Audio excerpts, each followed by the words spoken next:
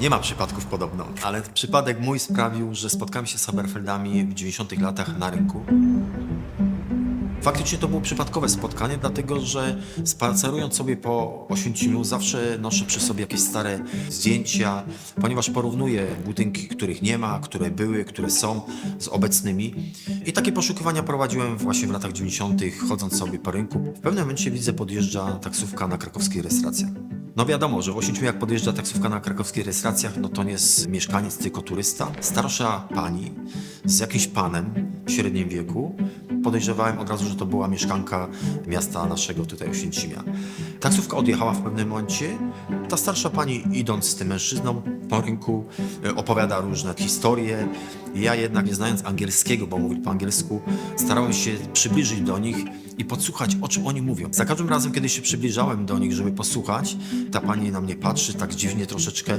Oni idą, ja idę za nimi. I tak doszliśmy aż pod urząd miasta, gdzie zauważyłem, że ta taksówka już tam czekała na nich. W pewnym momencie ta starsza pani podeszła do tej taksówki, coś tam wyciągała, coś tam szukała. Ten pan stał przed wejściem do urzędu miasta. Podchodzę do tego pana i mówię, że ja się zajmuję historią miasta Oświęcimia, czy państwo są stąd? W tym momencie ten pan na mnie patrzy dziwnie, ja mu pokazuję stare zdjęcia, które miałem przy sobie, że jestem historykiem miasta Oświęcimia, że zbieram różne pamiątki. On stoi dalej, patrzy na mnie dziwnie. W pewnym momencie wyciągam etykietę Haberfelda i mówię, że była taka fabryka wódek Haberfelda. W pewnym momencie słyszę, jak on mówi "Fader" do mnie. Mówi do mnie po angielsku. Ja, nie znając angielskiego, zaczynam rozumieć, że on jest z rodziny Haberfeldów, że to był jego ojciec. I w pewnym momencie widzi, że ja go nie rozumiem, że nie mogę odpowiedzieć po angielsku do niego nic. Zaczyna wołać: "Mamo, mamo!" Ta pani podchodzi do nas i mówi: "Skąd pan to ma po polsku?" Ja mówię: "Pani mówi po polsku?" Taki zdziwiony. Ona mówi: "Tak." Mówi: "Wie pan, kim ja jestem?" Ja mówię: "Nie.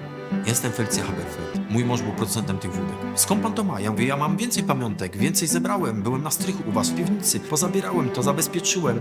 I w tym momencie ona mówi: "Czy mogę poczekać na nich tutaj, ponieważ oni mają spotkanie z prezydentem miasta?" Czekałem oczywiście dosyć długo, około 2 godzin.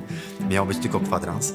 Ale okazało się, że kiedy ta pani schodziła od prezydenta, to mi opowiedziała swoją całą historię, że mieszka w Stanach Zjednoczonych, że ona po prostu tutaj mieszkała, że tutaj mieli fabrykę i właśnie jadą do tej fabryki, czy mogę jechać z nimi. Oczywiście się ucieszyłem, zwiedziliśmy ich dom, zwiedziliśmy ich fabrykę. Kiedy odwiedzała miasto Oświęcim, zawsze widywaliśmy się, zawsze rozmawialiśmy. Staramy się im pomóc nawet odzyskać ich dom. 99. urodziny obchodziła w Krakowie dosyć hucznie. Umówiliśmy się, że 100. urodziny będzie obchodzić również w Krakowie, na które zostałem oczywiście zaproszony. No niestety po prostu nie doczekała 100 urodzin.